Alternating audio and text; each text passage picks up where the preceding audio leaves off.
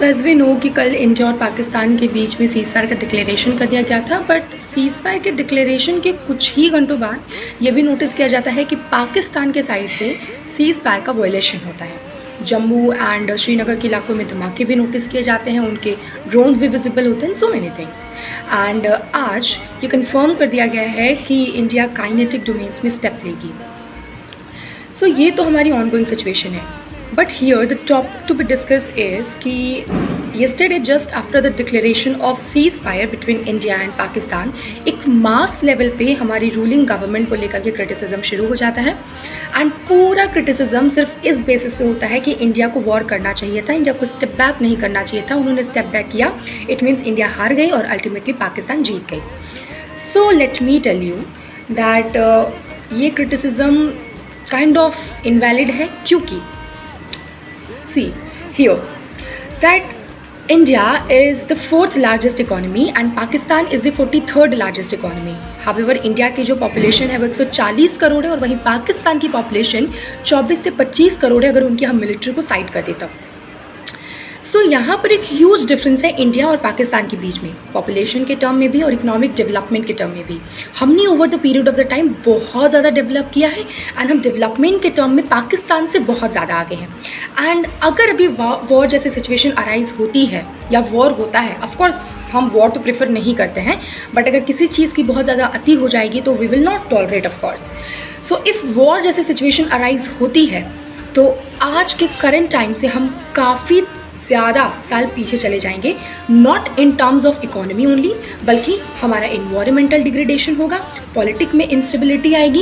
Eight the same time कभी कभी ऐसी सिचुएशन अराइज हो जाती है कि कंट्री के अंदर सिविल वॉर जैसी सिचुएशन शुरू हो जाती है, दो कम्युनिटीज़ के बीच में कभी कभी मतभेद हो जाता है and so many things at that time, जो कि हम टॉलरेट नहीं कर पाएंगे ऑफकोर्स, एंड हम प्रेफर नहीं करते हैं उन सभी सिचुएशंस को।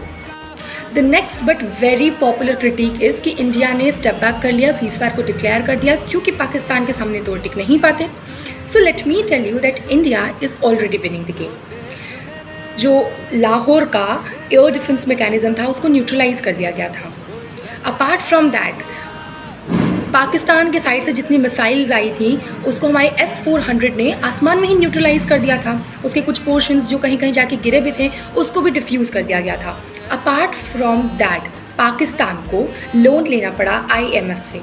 टारगेटेड एरियाज़ पर हमने मिसाइल्स को लॉन्च किया था और वो सभी के सभी एरियाज़ जो थे वो उनके टेररिस्ट एरियाज़ थे।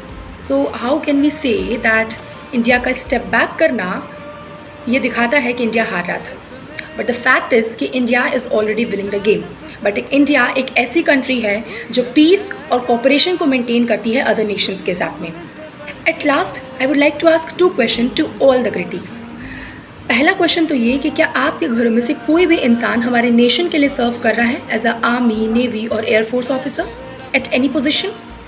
And the second question is कि क्या आपके घरों की लोकेशन जम्मू, कश्मीर, श्रीनगर, लद्दाख, गुजरात और राजस्थान के एरियाज़ में है? If not then let me answer.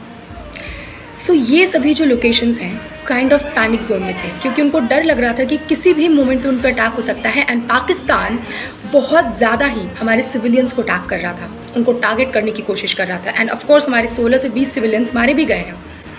Not only this, let me tell you कि जो हमारे आर्मी ऑफिसर्स हैं जो हमारे नेशन के लिए सर्व कर रहे हैं, उनकी family members all the time pray कर रहे हैं, क्योंकि किसी भी मोमेंट उनके साथ कुछ भी हो सकता है। एंड बिकॉज ऑफ देम हम यहाँ पर सर्वाइव कर रहे हैं and we need to be blessed कि हम अलाइव हैं because of them, because they are fighting for our nation.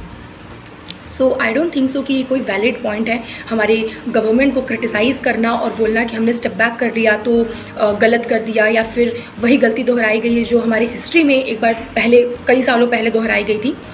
So I don't think so कि वॉर कोई एक ऑप्शन है जो होना चाहिए, but if yes at the same time अगर किसी भी चीज़ की अति हो जाती है so of course we are not tolerating it at all. But yes I don't think so कि हमें हमारी गवर्नमेंट को क्रिटिसाइज़ करना चाहिए था। They are more rational than us and they are more aware than us.